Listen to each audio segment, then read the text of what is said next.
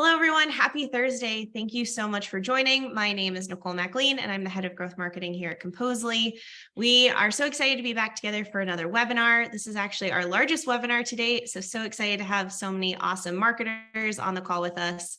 As I said, we have Mike Leonard, fellow composer, actually head composer. I guess we can call you like head elf, but cooler. Sounds great. Yeah. So Mike, who's our founder and CEO, as well as one of our awesome partners, AJ Mahalik. I guess I should have asked you how to say your last name before this. Yeah, you got it. We didn't even have to check it. Perfect. Who's the president at Clean Media. AJ has such an awesome background, including working for companies like Audible and large agencies like Merkle. I was giving him a little bit, if you've seen the Barbie movie, he's a little ex-beach volleyball player, which is really cool. So just turned expert SEO. So really excited to have him join. So for today, we're going to actually jump into a fireside chat with AJ. We have some great questions. Thank you to those of you who submitted. And then we're going to get into some new services that Composely has been working on and hear from Mike to see how we can take advantage of all the great tips that AJ is going to share. And then we will follow and end with Q&A. But before we leave, we are giving away a free case study. So be sure to stay till the end. And we're going to do a live raffle using ChatGPT. So that's going to be super fun. Just a few housekeeping. We have everyone on auto mute in the audience. So please use chat, please use Q&A. Myself and our team member, Annie, will be keeping an eye on that in the background. We are recording today's conversation, so we will send a recording of that out by tomorrow. And then I always just like to ask for a little bit of grace. We're all working from home. This is a post-COVID world. So if there are any technical snafus, don't worry, we will be troubleshooting those quickly and get back as soon as we can. But with that, do we want to dive into the fireside chat, AJ? Are you ready? Let's do it. Awesome. All right. So the first question that I think really just kind of gets to the heart of everything is SEO dead in with all of this stuff coming out? Like, is this even a worthwhile channel for us to think about anymore? No. Is that a good enough answer? It would have been so much more interesting for you to be like, yep, webinar's over. It's dead. Yeah, that's true. I didn't think about that. Yeah, I guess I can elaborate a bit. I mean, first of all, I think humans are going to need search. So search is just going to be important, right? There's all this information out there. It's not getting smaller. That's pretty obvious. And then I think search needs content. And so fundamentally SEO is about, building content to help people find answers and, building experiences, whether they're sites or apps or whatever's being searched. I think search might change. Like maybe Google won't be the dominant search that everyone uses for everything. But that's probably both good and expected. Like these things don't stay forever. Google's been around for 25 years or something like that. That's a pretty good run. They still have 85% market share, and network effects are just like extremely powerful things. Like I don't see Google disappearing from, everyday use very soon. In fact, if we're looking up AI information, I guarantee most of us are using Google to find that. I've I think that's said it. that if you get something from ChatGPT and you want to validate it, where are you going to validate it? Yeah, exactly right. One of the interesting things about search engines is they do give you multiple answers, which I think is an important way to get information, where the AIs tend to give you one answer. And I have some opinions about that too, about whether they should be biased or not, but I'll kind of save that for later. Yeah. For sure. I'm curious, Mike, do you think SEO is dead? Yeah, I mean, I will obviously I could give you a funny, you've already kind of nipped that in the bud. So I'm going to give the blander response that, yeah, obviously not. I think AJ has aptly touched on the fact that people are going to continue to search, and, search will evolve. There's no doubt about it. I will say that, I think I saw this really compelling image of like Google's original search results to today Google search results, and it really hasn't evolved much. So I think this does represent a bigger change for SEO, for search than we've ever seen before. And I think that's why we're here all talking about it, because We don't think it's dead. We just think it's changing, and we want to get ahead of the curve and understand it and understand what that means for us and our businesses. So, yeah, the answer is no. I think if you're in the space too, if you're an SEO, that's one of Yeah. the things that attracts you to it, is that it's always changing and it's this constantly moving black box that you need to kind of figure out. So yeah, and I will caveat what I said with the UI has not changed, you know, very much since the first, but behind the scenes, the engine and this Google algorithm, and we're oftentimes talking specifically about Google, but there is Bing and other search engines. But Google, I mean, SEOs going back forever have been trying to get a glimpse behind the curtain or better understand exactly how Google does what it's doing, how its algorithm is evolving. And so, yeah, I mean, it has changed. There have been a lot of changes, functionally speaking, behind the scenes in terms of how Google determines and displays results. And but the UI has not changed a lot. So I think this definitely represents a bigger change from a user experience, but also functionally behind the scenes as well. So we just haven't seen anything like that before. And yeah, that's the good thing, like AJ said, about being an SEO. You get used to having to understand and move quickly with the changes that are coming down the pipeline. For sure. So we got a lot of questions around the implications of AI with SEO. And so I think that's another kind of straight to the point question of, do we know, or do you think that there are implications for using generative AI content in your SEO or organic strategy? Absolutely. I think that there's, not to sound like a politician, because I kind of like having opinions, but it's no and yes. So depending on what you're asking here, like the question implies that you're asking if there's a penalty for using AI content. I would say categorically no. I think for a while I thought that may be the case, because the last couple algorithm updates for like 2022 and 2021 were all really targeting AI generated content. But I think Google has kind of come out. I mean, they've come out and said this straight out. They just said that it's not. And of course that makes sense, right? It doesn't really matter how the content is made, just as long as the content's useful and high quality. And so all of those algorithm updates were actually, you know, helpful content updates. They were looking for quality signals. And so the second part of the answer is, from a quality standpoint, absolutely. You know, I don't see search becoming like this end destination for all questions where everyone's trapped in Google and the search generative experience just gives you all the answers. In fact, the search generative experience, in my personal experience with it, because I have access to it and I have it on my personal account, so I see it a lot, it's pretty terrible. And it goes back to that point I made before, like one of the reasons why is it's giving you one answer a lot. And as it gets better, and it's actually already doing this, you're going to start seeing more and more different versions of the answer, more sources, which is kind of like the way search is right now, right? And so they're just trying to use the AI to give a better answer. And actually, if you think about what these technologies do, they don't think, right? They're not general AIs. They're just really good pattern recognizers. And it turns out language has a lot more pattern to it than we expected. So it's like, whoa, this thing's talking back to me. You know, we haven't really had anything talk back to us since like a parrot. So for us, it's like a really shocking thing. But yeah, and then the other thing too is like, okay, let's say they don't go that direction and they have fewer answers, then you could argue that like SEO becomes more, or good SEO becomes more important, because you have to be a top result. But then again, you know, that's going to affect smaller brands more than big brands, and that's kind of the way it's always been. That's you know, you have to know how to compete in search if you're a small brand. And I think the last point I'll make, which I think I'll probably make a couple times, is that all these AI tools generally make people who are good better. They don't really make someone who's not good good.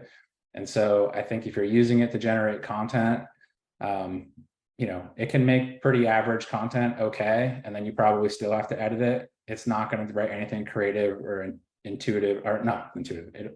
It won't find anything that's brand new, and it won't find a new angle, and it's not going to think outside the box because it's a pattern recognizer. So it's going to look for things that are basically repeated over and over again. But there are a lot of things you can use it for that are valuable, which I'm sure the other question will get to you. Yeah, I love what you said of thinking about it as a pattern recognizer, because we keep calling it generative AI, which makes us think it's creating something out of nothing. It's not. It's finding the most consistent answer and then trying to deliver that to you, which if you're trying to stand out or be a thought leader, that's probably not actually what you're looking for. Yes. Yeah. Actually, it's interesting too, because I think SEOs that are good are also pattern recognizers too, right? So you're looking at these search results and you're saying like, oh, what's common about what Google likes here? What's common about these pages that makes them good? And then you go build something like that or better. So yeah, I think it's the better part we need to figure out. It's the what's that pattern and do it better.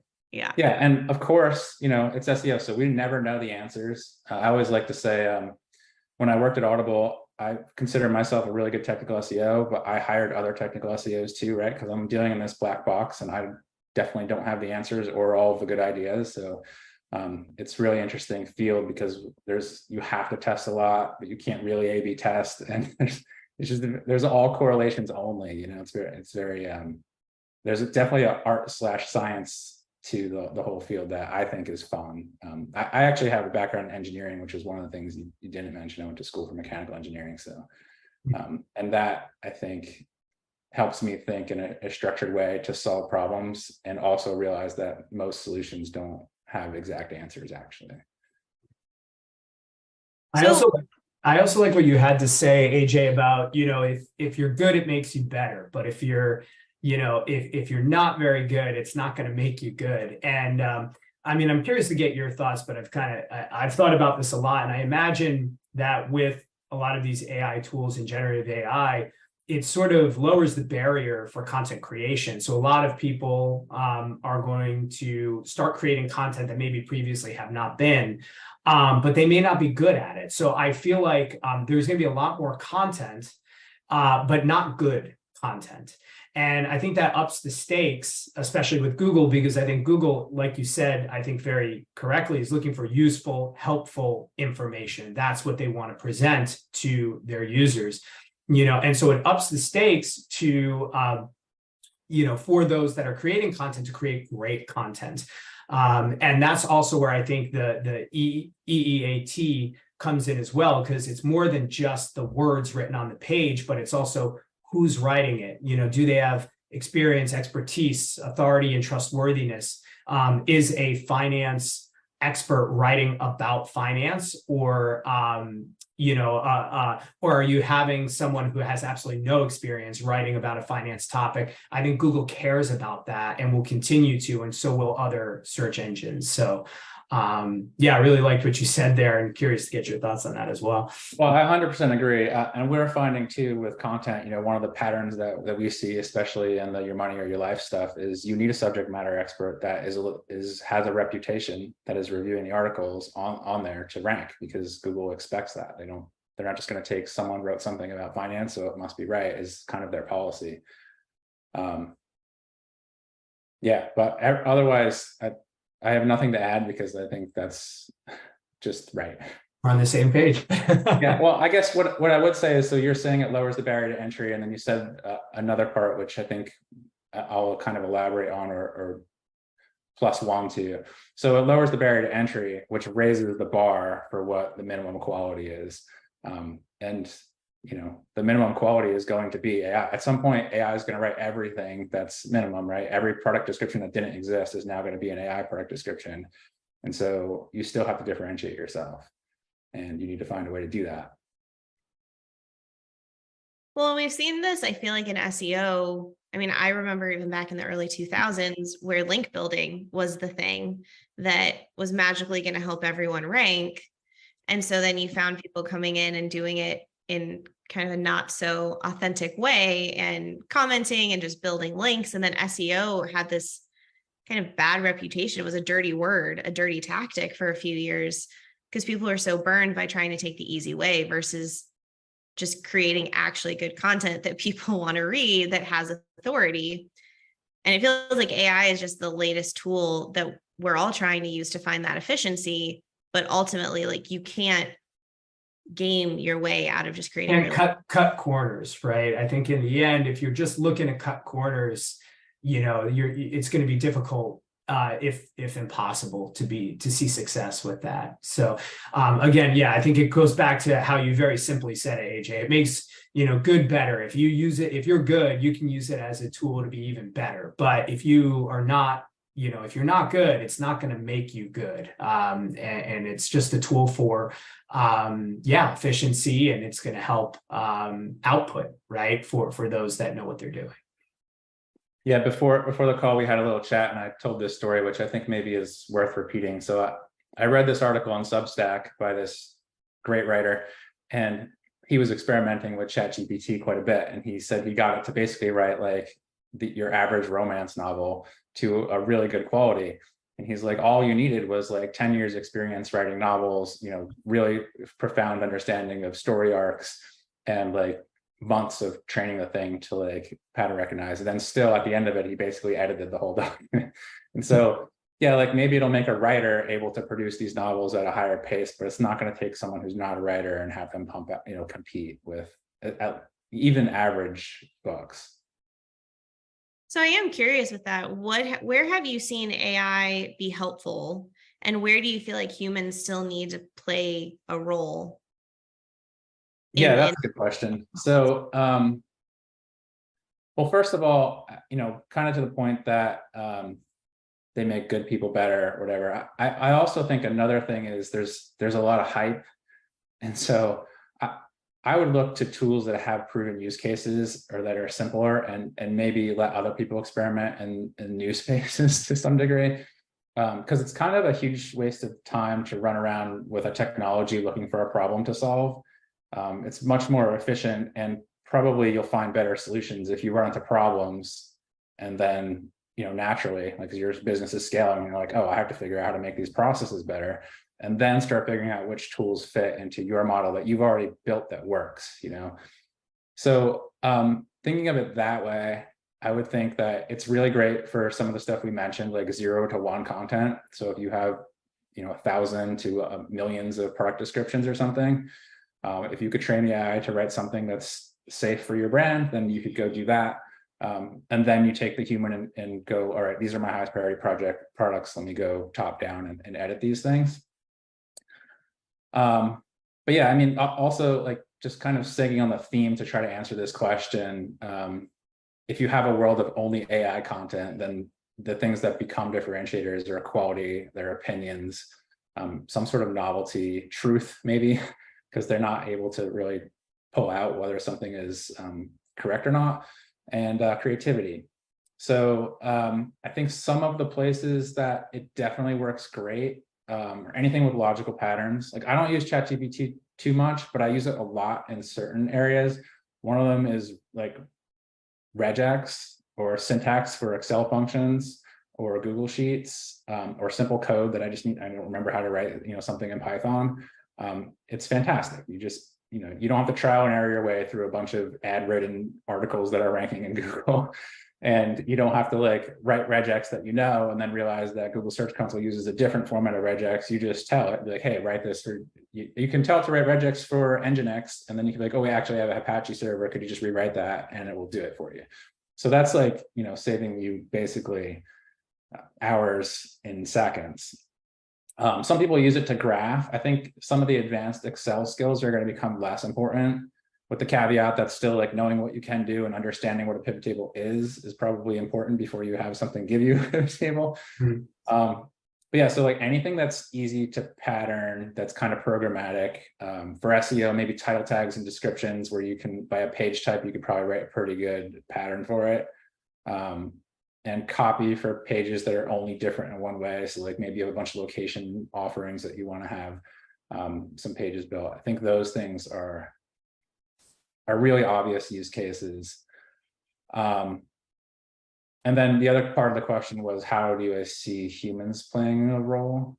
I kind of touched on it a bit with the novelty, truth, creativity part, and raising the bar. But yeah, I think the truth thing's kind of interesting. And this kind of ties to the expertise part as well. So like,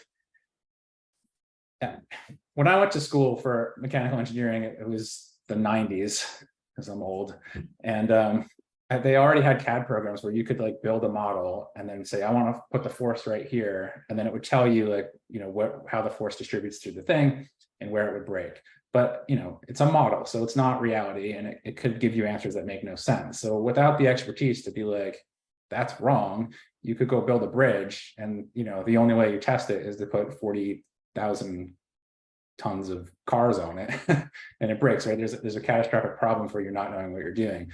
So I think there are some things where, like if you're just asking it to write what the XPath is and you can QA it super fast, you don't have to learn about XPath anymore. You can just trial and error it and basically in a minute figure out how to get all of the H1s from this type of page.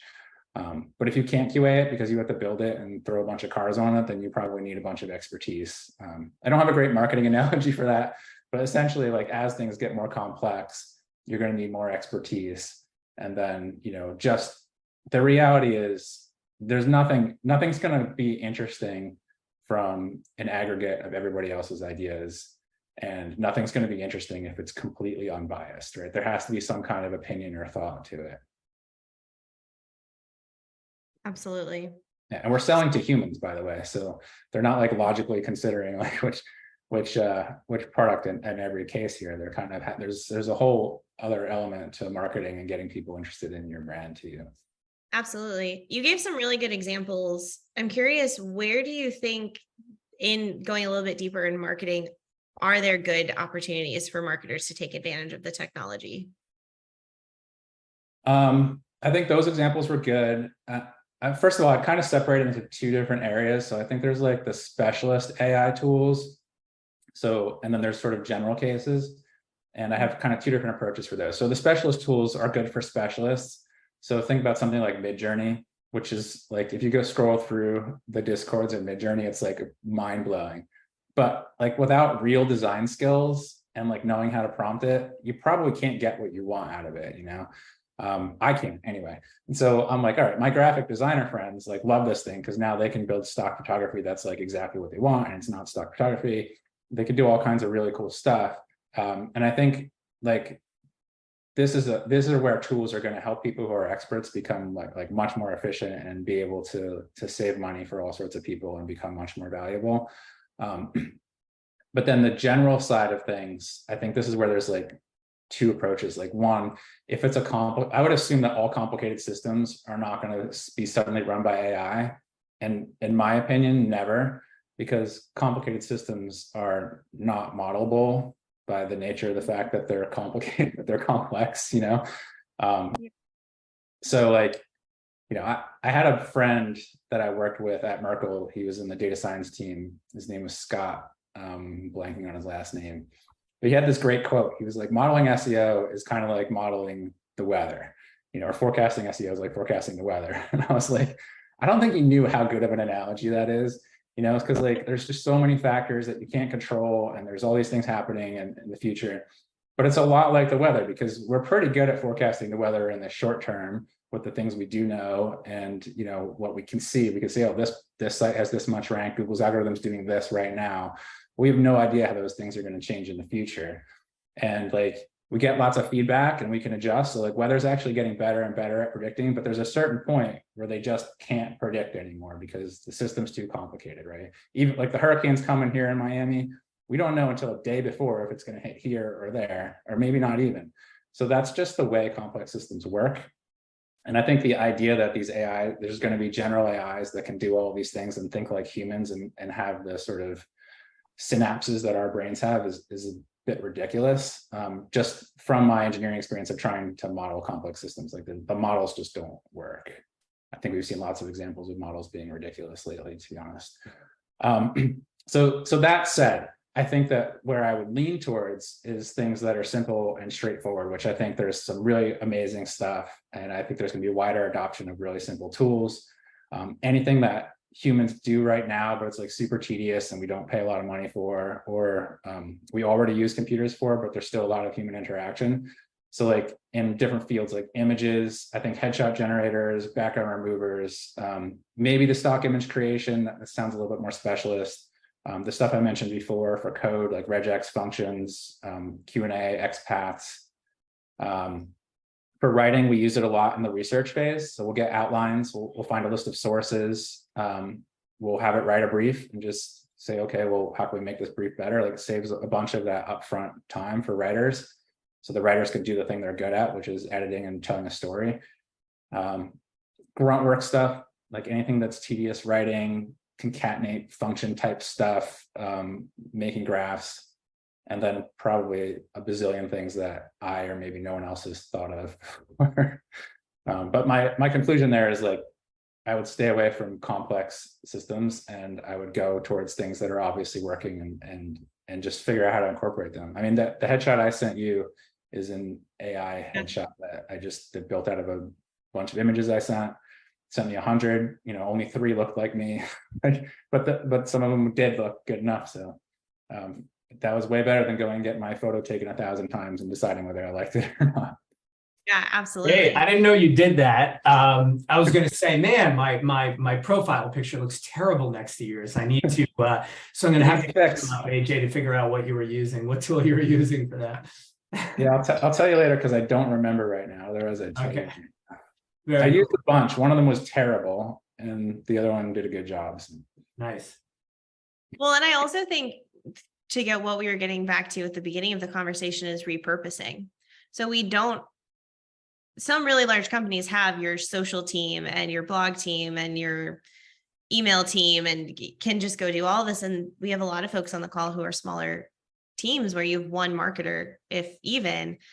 And so where do you put your time? If you can really invest in making a great long form blog post that has that SME review or has an anecdote, and that initial piece is great, use these tools to go truncate it for social, for a nurture email, for whatever else you need, but put the work up front in making that original piece really good. Yeah, I know some friends that use it they do post on social quite a bit, and they'll use it to reformat into the different formats that fit for each platform and stuff like that. Yeah. Perfect example of, like you said, something simple, but meaningful, time saving. You're still maintaining the sort of the integrity of what you originally wrote, and just repurposing it or reformatting it for the channel that you're targeting. So yeah, it's a great example. So I don't know if I would do it, because I'm such a ruthless copywriter. Like, I'm just trying to really do it my way and say the most I can with the fewest words that I would trust the machine. But I think it probably does save people who do this a lot, tons of time. I'm not very active in social, so I don't have to worry about it right now. So I am curious, kind of just to wrap up this section, and we'll jump into some Q&A a little bit deeper later, but given a lot of some of the uncertainty, these new tools, what are a few areas that you might recommend people focus on as they go to close out 2023 as strong as possible?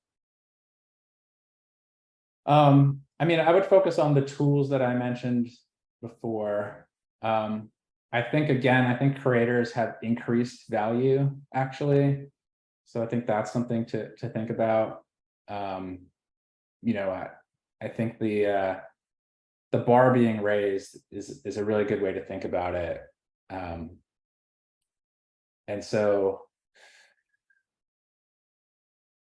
yeah, to me, I think processes are the main place to look for advantages, just like we talked about. And I don't feel like I have any new answers to this question. I feel like they're all in there. So if you can find ways to make it, like the example you used was great. You're a smaller team, you want to do these things. You could probably do some of them now, because you could do 2 or 3 things that would be one job at the same amount of hours. Yeah. And there is a lot of a learning curve to using some of these things, which is why I made the specialist argument. So I would avoid trying to learn something new, or just trying to play with something because maybe you'll figure something out. I think that's probably not. I think you should learn it enough to understand what it is and how it might apply to you. But just kind of playing with it outside of your hobby time is probably not an efficient use of your work time. Or like you said, find the experts who know maybe how to leverage the tool in the best way they can, which is a great segue to Mike. So I'm going to go ahead and reshare slides. A lot of what we talked about is these are new services. well, we are talking about new services, but we have new technology, new opportunities to leverage that technology. And so at Composely, we've really been taking time to understand the various tools, what works, what doesn't. And we want to help be that great support in creating excellent, high bar, high quality content. So with that, Mike, I'm going to pass it over to you to talk about some of the new ways that we might be able to help folks get as much as they can out of these new tools. Awesome. Thank you, Nicole. Yeah, as we discussed, for Composely, we're all about content and SEO. I mean, it's our bread and butter. It's what we think about all day, every day. And as soon as AI, generative AI, and these AI tools started coming on the scene, we immediately started looking into how can we leverage these technologies to improve and up our game in terms of creation of content and in terms of SEO performance. And so we put a lot of thought into that, and we've come up with some services that can help in that endeavor. And some are complementary and some are core to creation of content, great content. So today there's 3 services that are relatively new in this post-AI world that we are offering to our clients that I think will help to leverage the efficiencies of AI while not sacrificing quality of content and generating the type of results that you want. So the first one we're going to talk about is our version of what we call AI-assisted content. So AI-assisted content, from our perspective, we have been spending a lot of time researching this. We're looking to combine cutting-edge generative AI technology with the many, many years of professional editorial experience that our own in-house team has to deliver this great balance between efficiency, so cost effectiveness, and efficiency on turnaround time without compromising quality. So we really have been working very, very hard to balance those 2 things. I think a lot of people, when AI came onto the scene, everybody thought that they were going to have their own kind of personal Jarvis that they could just say, hey, write me a white paper on X topic, and it would go and be able to do that, and you could just start posting this content. And I think people quickly found out that that is not the case. Specifically, long form content, white papers, industry papers, and even just long form educational content, that is not what tools like ChatGPT are really great at. There's a lot of hallucinations, a lot of factual inaccuracies. The content doesn't always flow very well. And a lot of times it's written in a very, very formal way, which I think that tone is actually not the preferred tone for most types of content these days. So we assembled a team in-house early on to start researching these different tools and how we might be able to use them to great effect. So we've spent 7 months plus of R&D. Our team has been trained about 150 hours of training time to understand how to use these tools. We have 8 different generative AI tools and different AI tools that we use to produce our AI-assisted content.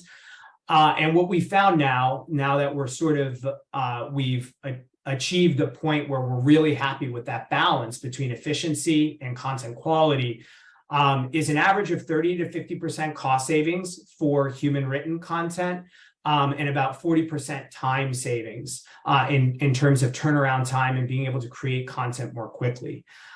So all this being said, not every type of content is perfect for AI-assisted content.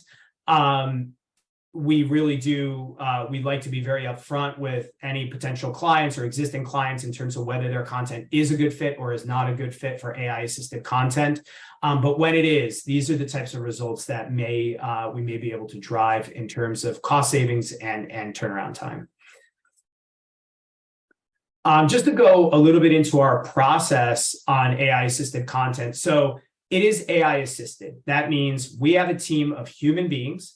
And I really liked AJ's initial, the conversation he had with his friend who's a romance novel writer, and said, all you need to, in order to get the efficiencies of AI, all you need is 10 years of experience writing romance novels and understanding story arcs and understanding, all of the nuance that goes into writing a great romance novel. And then you can work on training the AI to get you what you want and increase efficiency.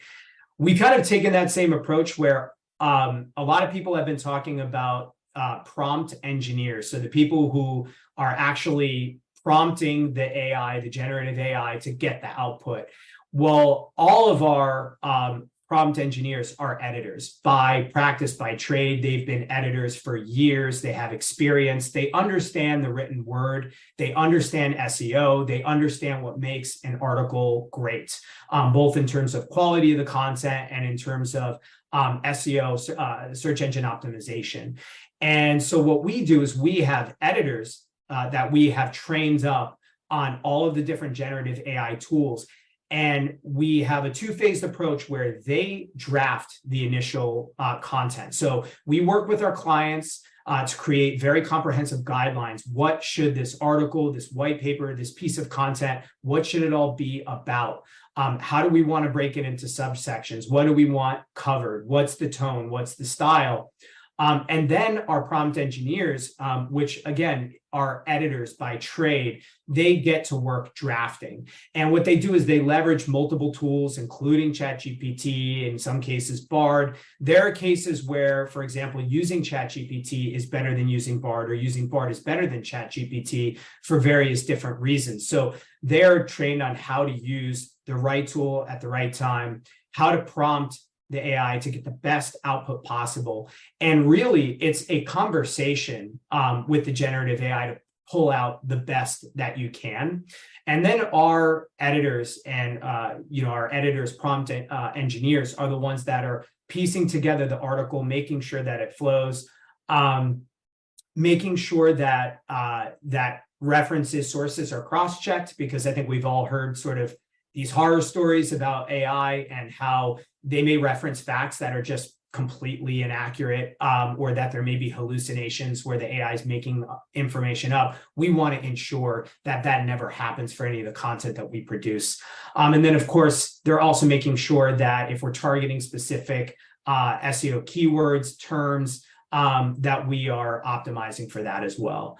And then we enter a second phase where the article goes to another editor, a different person, a different set of eyes, and they're doing pure editing. So they are looking at the draft, they're reviewing it. Their job is to make sure that it's elevated and humanized, that the article is, that it is as smooth and non-robotically written as humanly possible, and that the final product that we're delivering to you is something that you can publish. So that, in a nutshell, is AI-assisted content from Composely. We're able to offer this content at a lower rate and a faster turnaround time.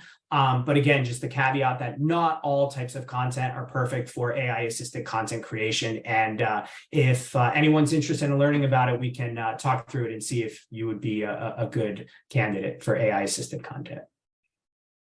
Our second service that we have is content editing. It's pretty straightforward, and you'll see here it's because accuracy is important. A little cheeky, grammatically incorrect statement here, but content editing. I mean, we have built a community of expert content editors. We have editors that have expertise in a myriad of different industries, from finance to healthcare to legal and everything in between. So we have editors that are there to ensure that the content is accurate, it's high quality, and we want to offer that as a service. If you are creating AI-generated content yourself in-house, it's still critically important to ensure that it is accurate, that it is not cookie cutter content that 100 other companies or competitors might be publishing. So what our editors do is they look at that content and they try and elevate that content, make it better, and add that human touch. So we have built this community over years. of expert editors, and they are at our client's disposal to help elevate the content, whether it's written in-house utilizing AI, or whether it's in-house written by humans, and you just need another set of eyes on that content to ensure that it's airtight and at the caliber and the quality that you're looking for.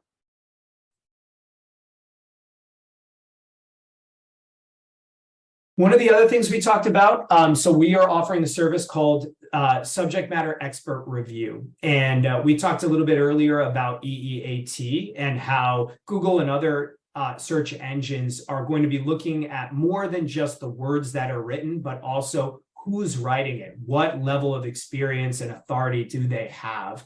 And so one of the services that we have launched is what we call Subject Matter Expert Review, where we have assembled a community of subject matter experts.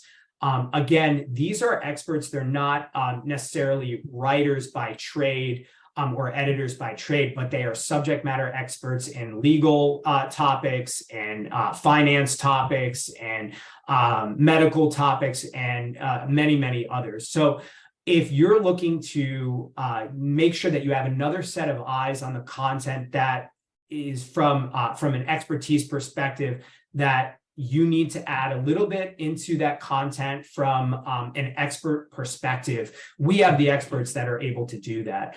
All of our subject matter experts have higher education degrees. A lot of them have doctorates, JDs, a number of different certifications relevant to the industry that they are an expert in.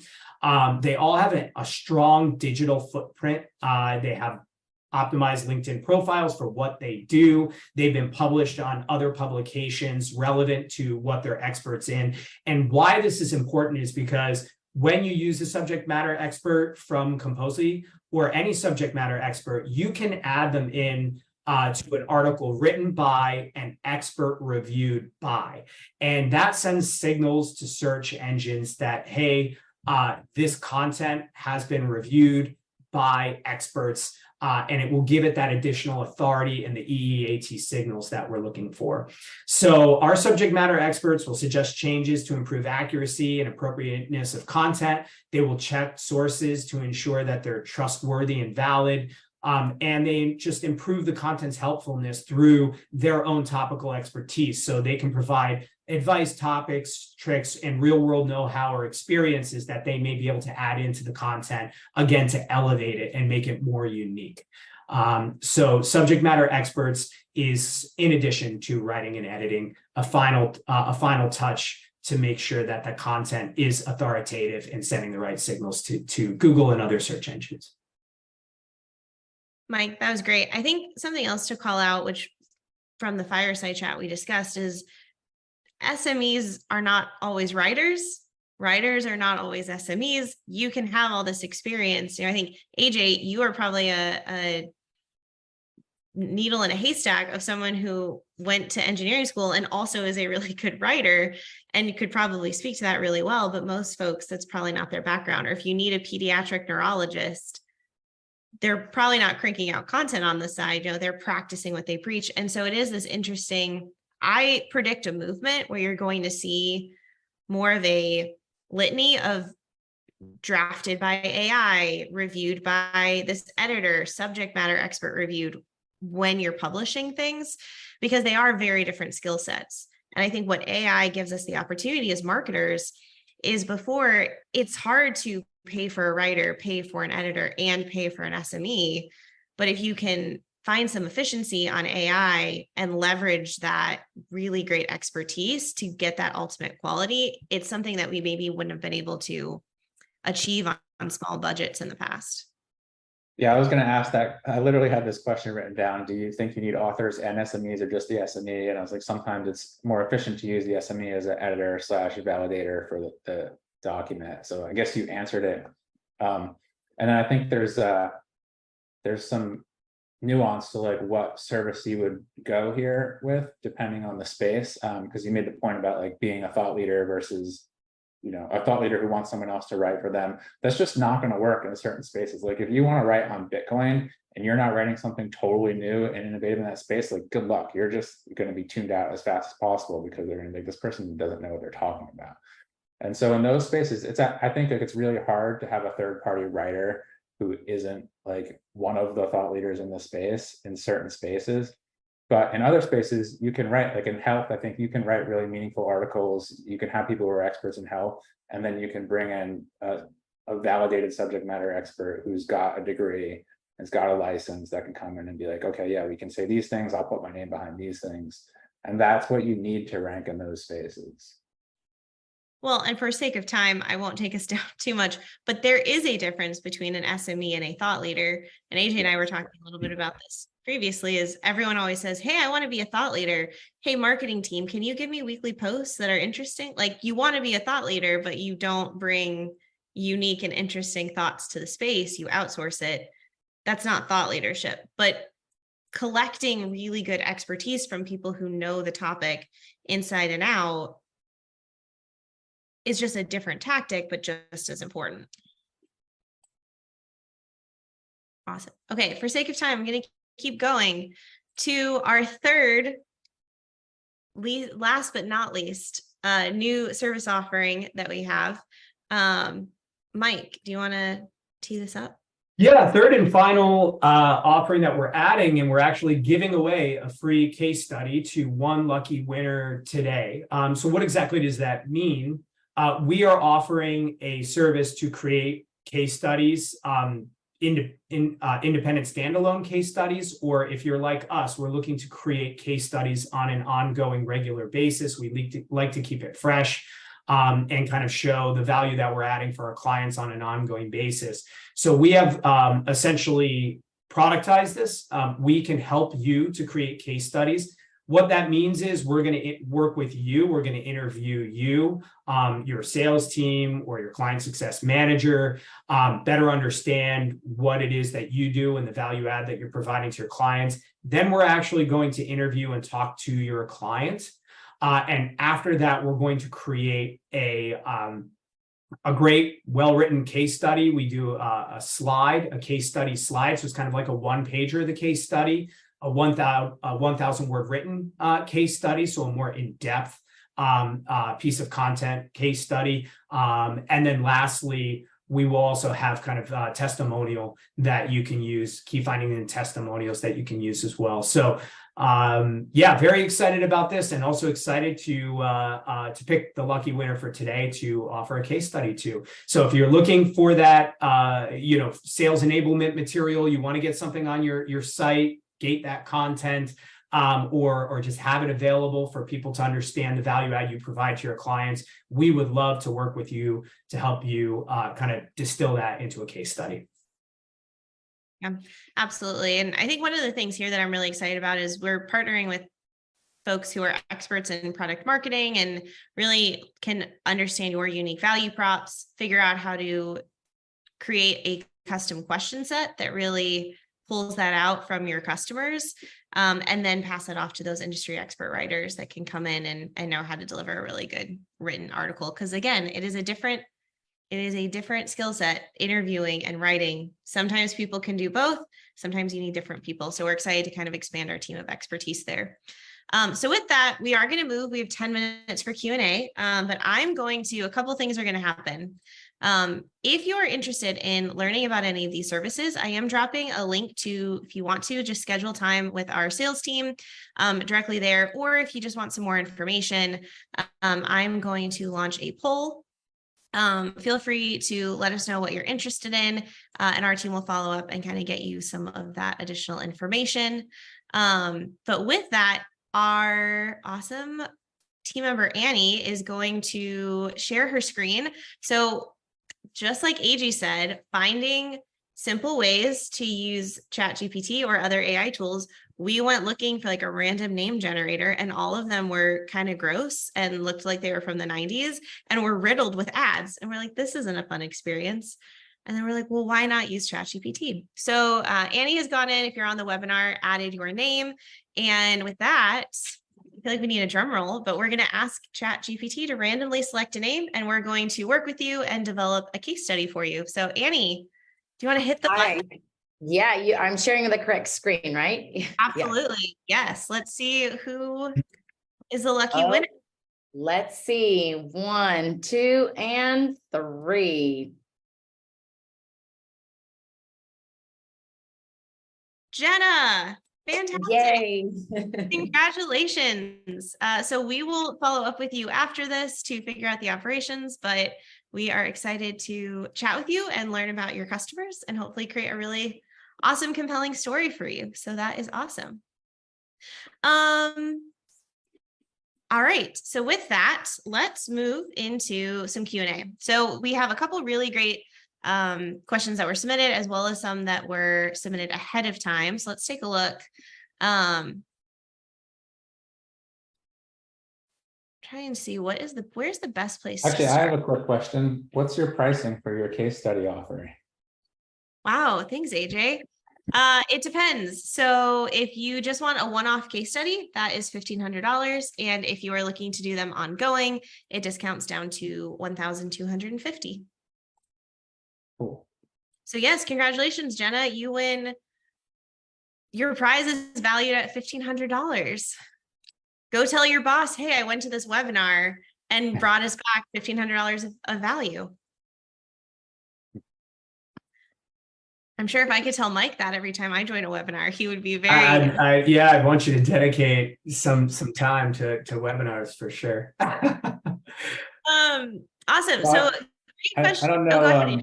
I saw some of the pre-submitted questions. I thought the CRO one was a good question, and then those I was looking at them too.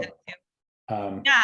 So let's dive there. So one of the questions is, what is the best way to balance content and CRO or click-through rate optimization of a website without sacrificing SEO? It's the dance we all play, isn't it? Yeah, it's a great question. And you know, when you do SEO, the way I do SEO, you're thinking about like, I need to make this the best website. And so you end up having to basically have expertise in a lot of other fields, including UX and conversion rate optimization. And so you end up, it's a dance because you're kind of going at other people who have put a lot of thought and time into designing a website and be like, you should have designed it like this. Or, you know, obviously in a much more nuanced and political way than that, but in some ways it's going to feel to them like you're telling them they're doing their job wrong. So that's always a challenge, and that's just, you know, develop the soft skills and figure out how to have those conversations and make sure you're armed with some data and are willing to test these things. But I have actually a lot of opinions on this. But I think the bottom line thing is just always serve users, right? If you're thinking about SEO, the reason I like SEO as a marketing channel is that you're really going and doing and figuring out what users are looking for, and then you're trying to build that experience for them. So it's really fundamentally about how do you match the query to the landing page. And so I think conversion rate optimization, it should be that too, right? If you can actually match your page to the person's problem, request, or whatever they're looking for, then you're going to convert a lot higher. So the problem that you're going to run into is that nobody at any company and almost any conversion rate optimization team does anything but think one-dimensionally. So they're like, we're going to optimize for conversions of this one thing called transactions, and we're just going to assume that every human being in the world that lands on our site wants to transact right now, and we're going to measure our ability to work on that. And the fact is that users are mostly not coming to your site to transact. They're probably coming for one of 3 reasons. One is transact, which great, that's the one thing we measure. The other is to get some information, to learn something. And the other is probably to maybe learn about your brand and see what your offering is. And so this is the reason I have a lot of opinions about this, is because I think you should be thinking about all 3 of these things on every landing page that you have. You should be measuring them. And then you need to compare, you need to look at the metrics and say, okay, we improved conversion rate to the transaction, but we lowered the conversion rate to people who are higher up the funnel. So is this a good decision to make? And now you have a much more nuanced way to make a decision. And there are very clear ways to measure those things, which I won't quite get into right now because of time. But think about, like, are people getting to the other pages in the funnel? And you can do real conversion rate optimization, which is taking into account an entire funnel. A lot of conversion rate optimization practices end up trying to find p-values for one transaction, and the ultimate conclusion of all of these things is to make squeeze pages where people can't do anything except click the one button, and you're like, look, I made them click the button more. It's like, well, you didn't really give them a choice. Absolutely. Well, and I think actually Frank put a great question in the chat too, which I think goes to the age-old question: do you gate content? Do you not gate content? Do you go for the conversion? Do you go for just giving everything away? And then especially with some of these AI platforms, Frank, you called out publishers, but I think across the board, if you spend a lot of time on some really great content, do you just put it out there for everyone to see, or do you put up that transactional wall so you can capture those conversions?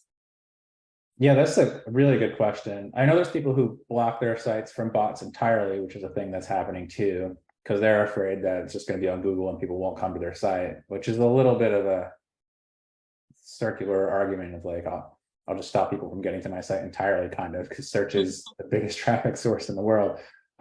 Google actually provides some pretty nice tools for paywalls. So there are ways to provide Google the content where they will just show the snippet, and then when they land on your page, it's okay that the user sees something different.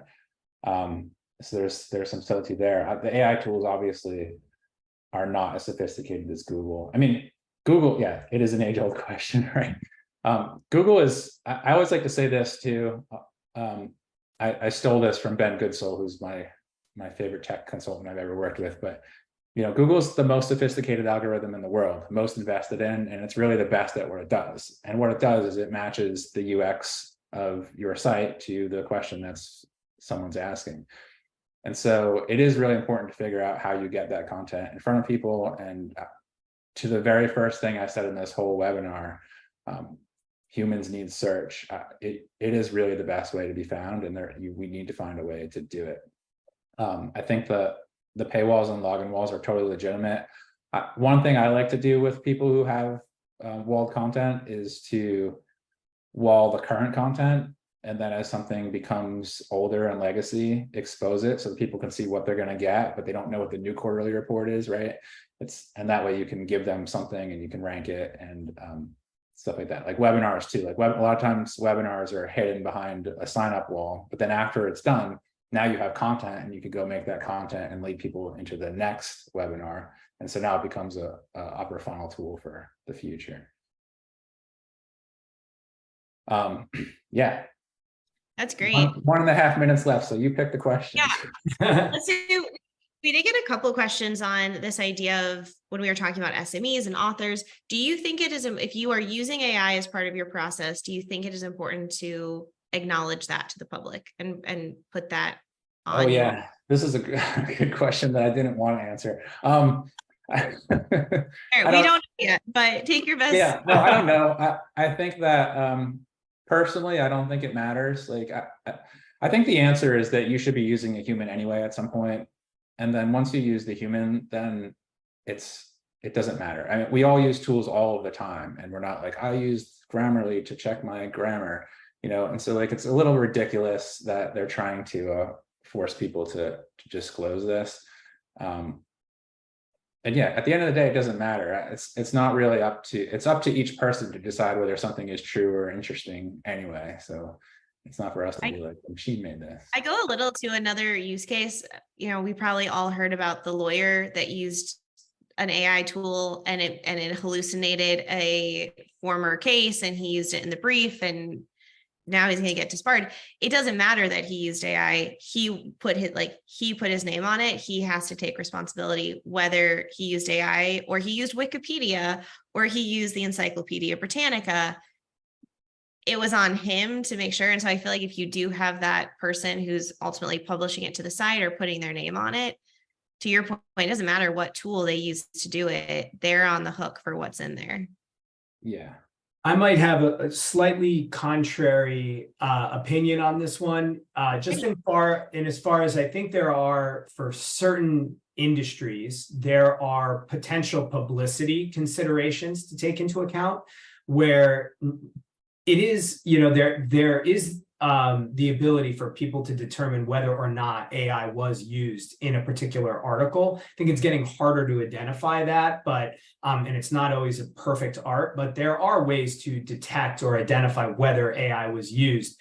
So I think if you're publishing health and wellness content, for example, or something where you are using AI as a part of it, it may be just a decision for you as your business and how much transparency you want to have with your audience and whether or not you feel that you're better off disclosing that information or not. Because I do feel like there has been some PR snafus where, you know, these companies that were not disclosing it, they get lambasted because, you know, someone says, hey, this article was written by, you know, AI and it's not factually inaccurate. I agree with what I think both AJ and Nicole said, that at the end of the day, your name is on it. So whether you use AI or not, it needs to be accurate. It needs to be factually correct.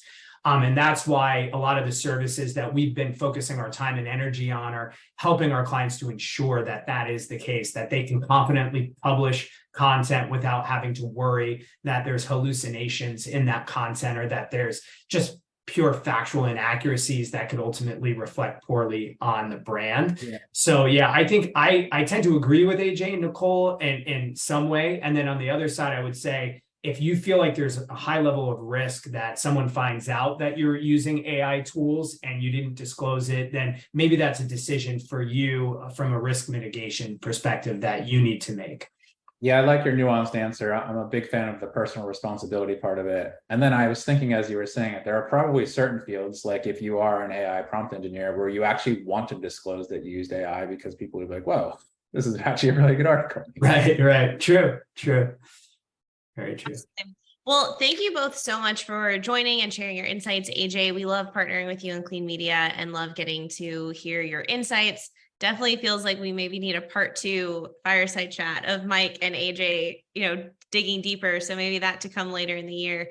But for all of you to join, thank you so much. Jenna, congratulations on winning the case study. We'll definitely be in discussion. But any questions or concerns, please don't hesitate to reach out to me and connect with Mike and AJ on LinkedIn. Thanks, everybody. And thanks. Thank you for having me. Thanks, everyone. Been a pleasure.